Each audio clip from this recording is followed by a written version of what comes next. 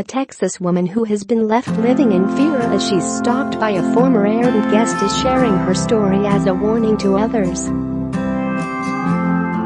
Olivia Kawaja began renting out an empty room in the apartment she shares with her sister in September to supplement her income as a freelance photographer after one of her housemates moved out. On October 11th, she locked the door to her own bedroom and asked a male friend to come over as a precaution before welcoming an Airbnb guest into her home. Kawaja said nothing about Leonard Jackson seemed out of the ordinary as she handed him her apartment keys and left to carry on with her day. When she returned home 4 hours later, Kawaja's apartment had been ransacked.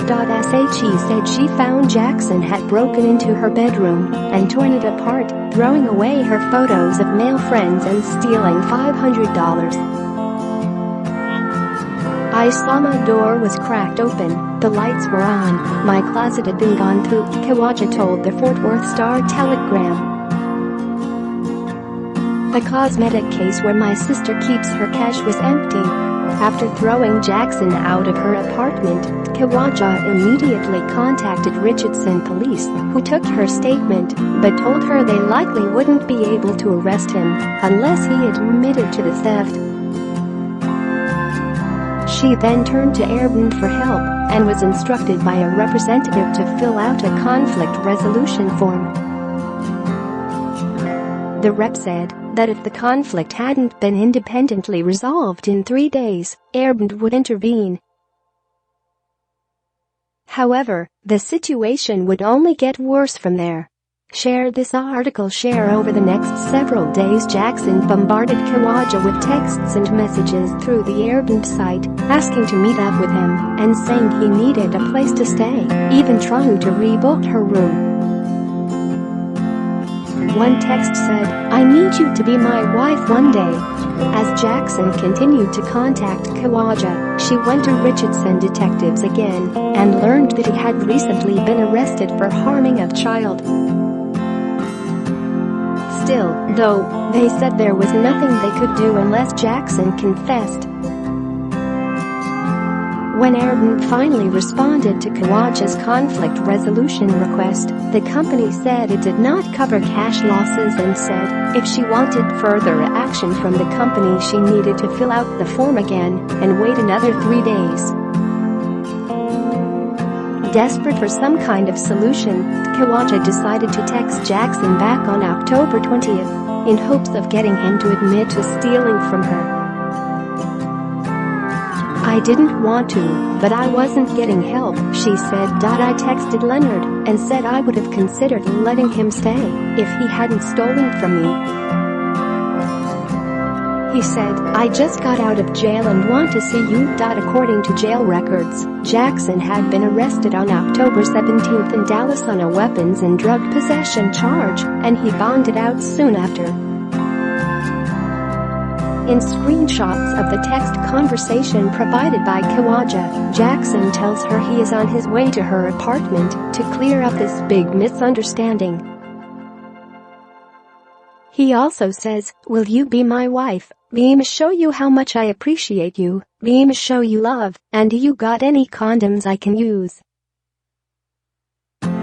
Kawaja called police to report that Jackson was coming over, but 911 dispatcher said they couldn't send officers unless he actually showed up at her apartment.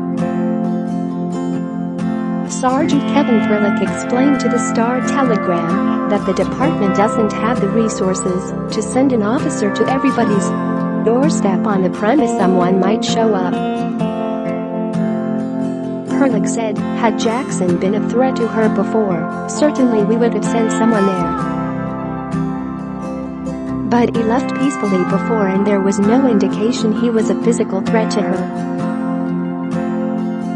Not wanting to face Jackson on her own, Kawaja parked her car across the complex from her apartment as she waited for his arrival. As soon as she saw him approach her door, she called 911 again, and officers arrived to arrest him for trespassing. Jackson called Khawaja 4 different times from the jail, but she took comfort in the fact that police had assured her he would be held behind bars for a while. She was shocked when just 24 hours later she received another Airbnb message from Jackson, who had been released on bond. "I asked why someone didn't let me know, and a detective said if we called someone every time someone was released, we'd always be on the phone," Khawaja said. Perlich said Jackson had been able to post bond so quickly because he'd been arrested on a Class B misdemeanor trespassing charge. In the wake of what she viewed as a weak response by law enforcement and Airbnb, Khawaja shared her experience in a Twitter thread on October 27. Within less than a week it had received more than 50,000 favorites, and 2 other women came forward with their own horror stories about Jackson. One woman said she was stalked by Jackson after he stayed with her and that she reported him to Airbnb, but the company didn't appear to do anything about it. Another woman said she received a message from Jackson but ultimately decided not to let him stay with her after seeing a negative review the first woman had posted. Khawaja said she was shocked by the overwhelming number of responses to her Twitter thread.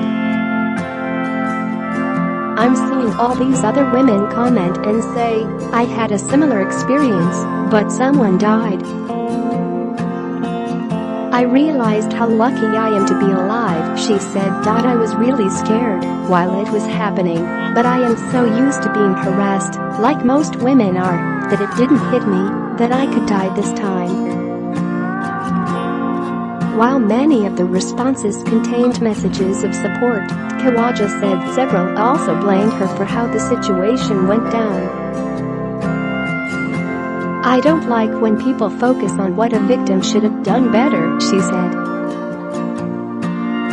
"There is always something a victim could have done better. If you get hit by a car, you could have been more aware of your surroundings. But no one ever focuses on how the abuser should not have abused."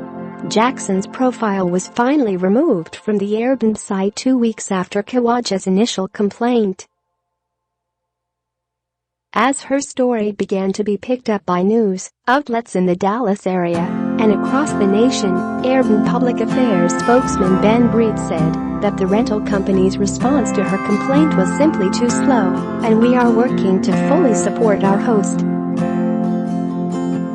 In a statement to the Star-Telegram on Wednesday, Breed wrote, "This reported behavior is abhorrent and unacceptable and has no place on Airbnb. We have removed this guest from our platform and are in contact with local law enforcement to offer our assistance. There have been over 400 million guest arrivals to date, and negative incidents are extremely rare." Meanwhile, Perlich appeared to place part of the blame on Khawaja for choosing to list her apartment on Airbnb in the first place. "You've got 2 young ladies renting out a room. It's not the best situation," he said. "Usually when you're renting out a room that way, you're not there, but they were. It's not the best idea or the safest thing to be in the apartment with someone you don't know." Khawaja emphasized that she was not trying to blame Richardson police for the situation, saying, "They were all very kind to me, they were just not very efficient." According to Dallas County jail records, Jackson was not in custody as of Friday evening, but Perlich said a warrant has been issued for his arrest on theft charges.